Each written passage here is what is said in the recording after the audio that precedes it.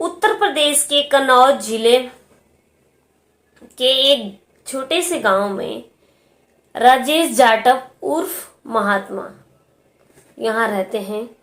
और उत्तर प्रदेश का ये जो है वो एक कन्नौज जिला है। कन्नौज जिले में एक गांव है।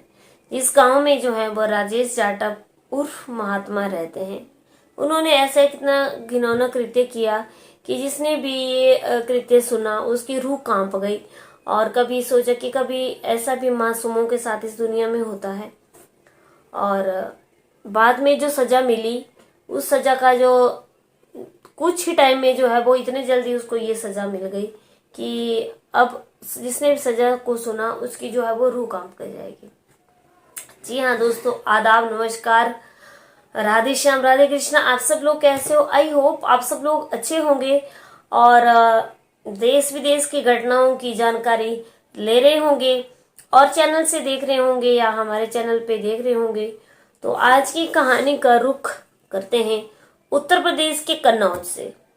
उत्तर प्रदेश के कन्नौज में, कन्नौज जिले में जो है वो एक छोटा सा गांव पड़ता है। उस गांव में राजेश जाटव उर्फ महात्मा, जिसका नाम राजेश जाटव है उर्फ महात्मा, उन्होंने क्या किया कि छोटी सी लड़की थी जो कि उनके पड़ोस में रहती थी, खूब अच्छी जानकारी थी, आना जाना था। और बच्चे जो है वो घर के बाद जो है बाहर आंगन में गलियों में खेलते ही रहते हैं। तो बच्ची जो है वो अपने घर के आंगन में बाहर गली में खेल रही थी। अब ये पड़ोस में रहता था। इसने क्या करा, इस आदमी ने उस छोटी सी लड़की का अपहरण कर लिया। लड़की की उम्र जो है वो 3 साल की है। लड़की की उम्र जो है वो 3 साल की है। और ये वारदात जिस दिन हुई, जिस दिन ये घटना घटी दोस्तों, उस दिन टाइम जो था वो था 2 दिसंबर 2021। 2021 को जो ये घटना घटी थी, आज की कहानी जो मैं आपको सुनाने जा रही हूँ ये 2021 की है, जो कि 2 दिसंबर 2021 को ये घटना घटी थी। राजेश जाटव ने जो है वो अपने पड़ोस की लड़की का अपहरण कर लिया और अपहरण करके जो है वो उसको अपने घर में छिपा लिया। अपहरण करके इसको अपने घर में छिपा लिया और उसके साथ रेप किया।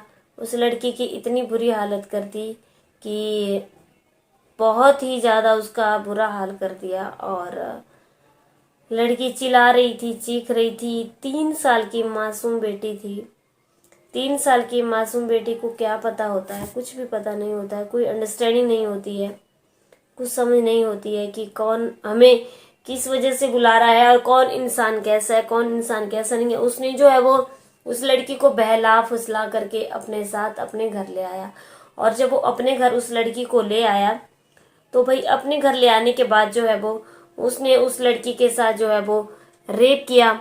इतना उसका बलात्कार करता रहा। और ये सारी चीजें करने के बाद जो है वो राजेश जाटव जो है वो वहां से एकदम फरार हो गया। अपने घर से जो है वो एकदम भाग गया। अब अपने घर से जब वो भाग गया तो क्या हुआ, भागने के बाद उसको पुलिस ने पकड़ लिया। अब पुलिस ने कैसे पकड़ा, क्योंकि लड़की जो है उसकी बहुत बुरी हालत हो रही थी, खून से लथपथ थी, उसको बहुत ज्यादा खून निकल रहा था, दर्द के मारे चिल्ला रही थी। अब जब लड़की अपने घर में वापस नहीं जाती है तो लड़की के घर वाले जो हैं वो लड़की को ढूंढते हुए आते हैं। और लड़की जब उनको वहां पे नहीं मिलती है तो काफी देर तक घर वाले जो हैं वो बहुत ज्यादा परेशान हो जाते हैं, बहुत ज्यादा घबरा जाते हैं।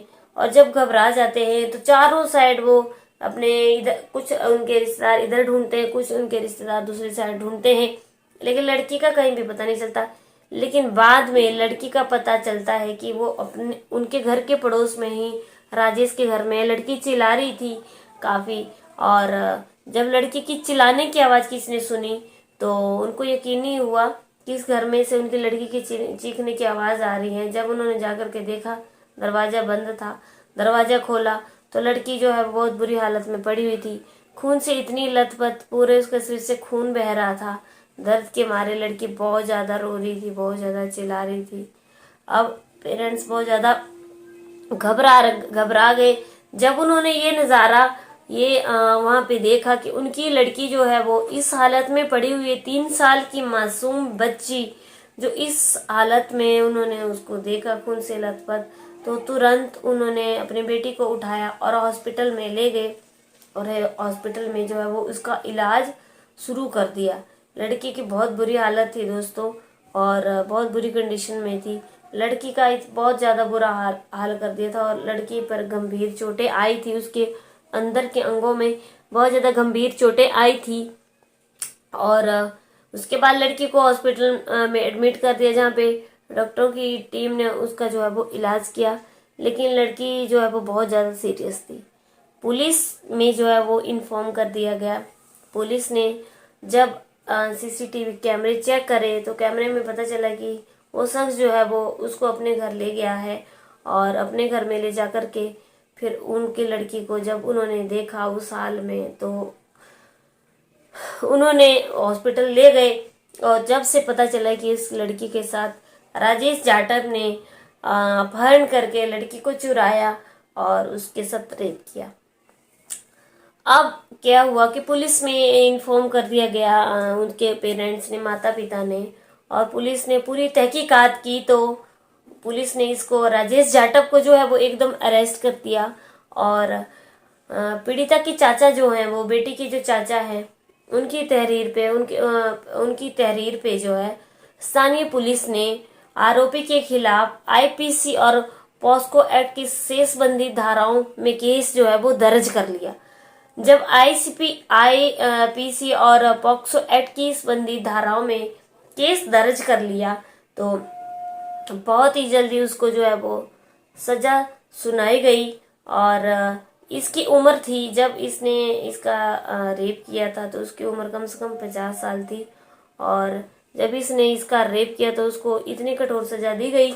पहले तो ये था कि बहुत सारे अपहरण के मामले होते थे, रेप के मामले होते थे, जिनमें जो है वो सजा मिलते मिलते जो अपराधी होता था उसको पूरी उम्र बीत जाती थी और वो पूरी उम्र बीत जाने के बाद इस दुनिया को अलविदा कह के चल पड़ता था, लेकिन उसे सजा जो है वो बहुत लास्ट में मिलती थी। लेकिन अब ऐसा नहीं रहा है। अब कोर्ट में जो है बहुत जल्दी सजाओं का प्रावधान कर दिया गया है। महज 1 साल के भीतर ही जो है वो, या 2 साल के भीतर ही, या बहुत ही फास्ट ट्रैक कोर्ट के तहत जो है वो सजा मिलती है और जो अपराधी है वो ज्यादा दिन जो है वो बाहर घूम नहीं सकता है। तो इसको जो है वो 25 साल की जो है वो कठोर सजा सुनाई गई और 25 साल की उम्र कैद की सजा सुनाई गई। 50,500 का जुर्माना लगाया गया और उम्र कैद उसको जो है वो वहां पे रहना पड़ेगा। इतनी कठोर से कठोर उसको सजा सुनाई गई। तो ये अपराध करने से पहले जो है, जो भी अपराधी हैं वो ये सुन लें कि कोई भी अपराध ना करें। अगर मेरी वीडियो कोई देख रहे हैं, मेरे आप लोगों से हाथ जोड़ के विनती है कि इस वीडियो से हमें इस कहानी से अपराधी जो हैं वो इन चीज़ों को सोच लें कि अगर हम अपराध करेंगे तो हमें बहुत कठोर सजा मिलेगी। तो मेरे आप लोगों से हाथ जोड़ करके विनती है कि ऐसी गंदी हरकतों को तुम जो है वो ना करें, क्योंकि कानून के अंदर बहुत ज़्यादा शक्ति है और कानून के आगे कोई भी नहीं अपराधी बच पाया है। तो मेरी आप लोगों से हाथ जोड़ करके विनती है कि कृपया ऐसा अपराध ना करें और डेली ऐसी वीडियो सुनने के लिए मेरे चैनल को सब्सक्राइब कीजिए। चलिए कल की वीडियो में आप लोगों से फिर से मुलाकात हुई, तब तक के लिए जय हिंद जय भारत।